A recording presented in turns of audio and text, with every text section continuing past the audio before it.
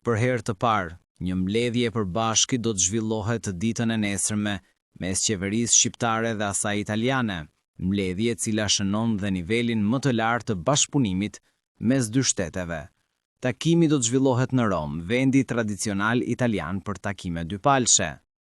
Shqipëria dhe Italia gëzojnë një numër të madh marrëveshjesh të nënshkruara apo projektesh të zhvilluara bashkërisht në fusha si mbrojtja, shëndetësia, teknologjia, infrastrukturë, ekonomi, e deri tek mbështetja për Shqipërinë drejt antarësimit në Bashkimin Evropian. Në fund të muajit tetor, qeveria miratoi në parim një marrëveshje bashkëpunimi me Italinë për të paktën 10 sektor. Pikërisht kjo marrëveshje do të jetë ajo që pritet të nënshkruhet mes kryeministrit Edi Rama dhe kryeministres së tij italiane, Giorgia Meloni. Bëhet me dije se 10 ministra të qeverisë shqiptare së bashku me kryeministrin Edi Rama do të udhëtojnë drejt Romës. Në orën 11:40 është parashikuar takimi mes kryeministrit të Shqipërisë Edi Rama dhe kryeministres së Italisë Giorgia Meloni. Në orën 12:30 do të nisë mbledhja e përbashkët me pjesëmarrjen e delegacioneve të dy vendeve, ndërsa rreth orës 14:00 pritet nënshkrimi i disa marrëveshjeve dhe memorandumeve në fusha si mbrojtja dhe siguria, energjia, migracioni, mbrojtja civile, shëndetësia, mjedisi, zhvillimi ekonomik dhe infrastruktura.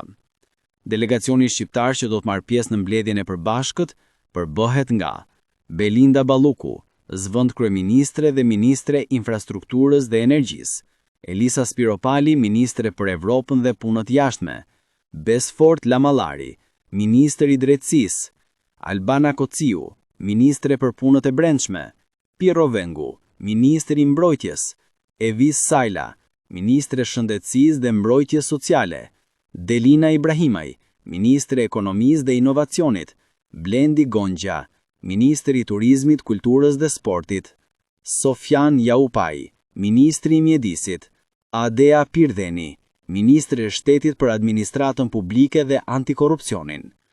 Po të njëjtat burime mësojnë se të paktën 5 ministri do të firmosin marrëveshje bashkëpunimi me Italinë.